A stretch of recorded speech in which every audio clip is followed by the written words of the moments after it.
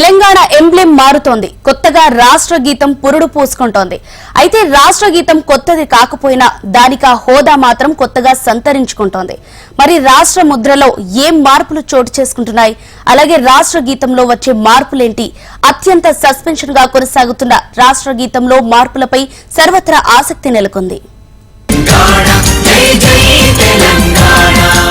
అన్ని విషయాల సంగతి ఎలా ఉన్నా కొన్ని కీలకమైన అంశాల్లో మాత్రం సుప్రీం బాస్ ఎలా చెబితే అలా జరుగుతుంది. అందులో ఏ కొద్దిగా తేడా కొట్టినా బాసులకు ఆమోదయోగ్యం కాదంటే కాదు. ఎన్నిసార్లైనా మార్చాల్సిందే, ఎంతమంది సలహాలైనా తీసుకోవాల్సిందే. తెలంగాణ ముఖ్యమంత్రి రేవంత్ రెడ్డి తన పాలనను ప్రతిబింబించే కీలకమైన అంశాలపై రాజీ పడటం లేదు. అవేంటంటే తెలంగాణ రాజముద్రికతో సమానమైన ఎంబ్లేం, మరోటి తెలంగాణ అధికారిక రాష్ట్ర గీతం. జూన్ 2న తెలంగాణ రాష్ట్ర ఆవిర్భావ వేడుకలకు రంగం సిద్ధమవుతోంది.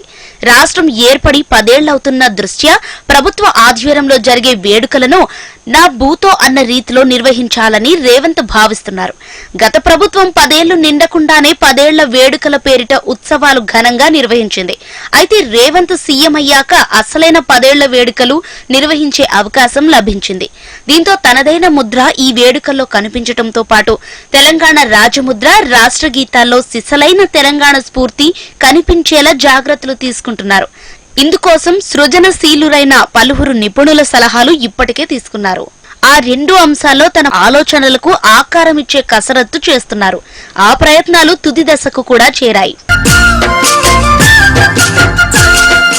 కీలకమైన అధికార ముద్రలో స్వల్ప మార్పులు చోటు చేసుకుంటున్నట్టు సమాచారం.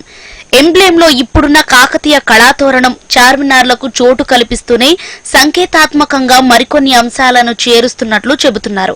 మరోవైపు రాజముద్రలో రాజరిక ఆనవాళ్లు లేకుండా తెలంగాణ ప్రజల సంస్కృతి, సాంప్రదాయాలకు ప్రాధాన్యతనిచ్చేలా కసరత్తు జరుగుతోంది.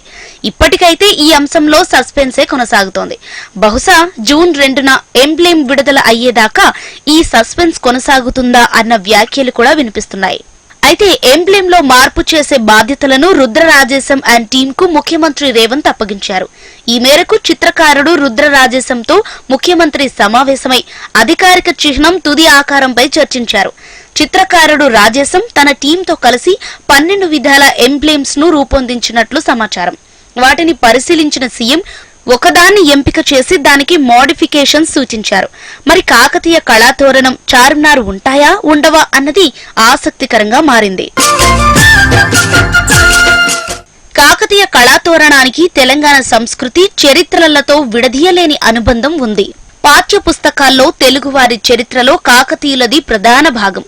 అలాంటిది మరి ఓరుగల్లు వైభవ చిహ్నం లేకుండా ఎంబ్లేం ఉంటుందా అన్నది ఆసక్తికరంగా మారింది.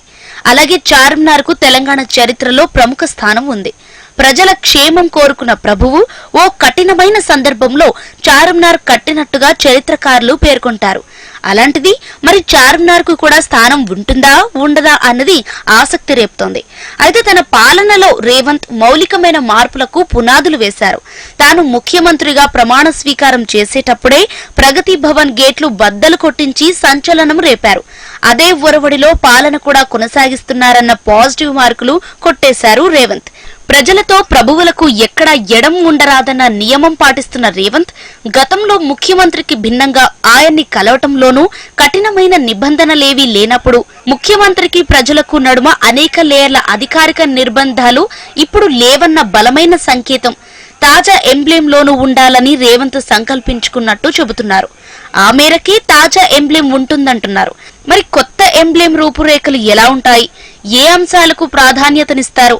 రాజరిక ఆనవాళ్లు ఉండకూడదు అంటే సమ్మక్క సారక్కల పోరాటాల స్ఫూర్తికి ఆ ఎంబ్లేంలో చోటు కల్పిస్తారా? ఇలాంటి అనేక అంశాలు ఆసక్తి రేపుతున్నాయి.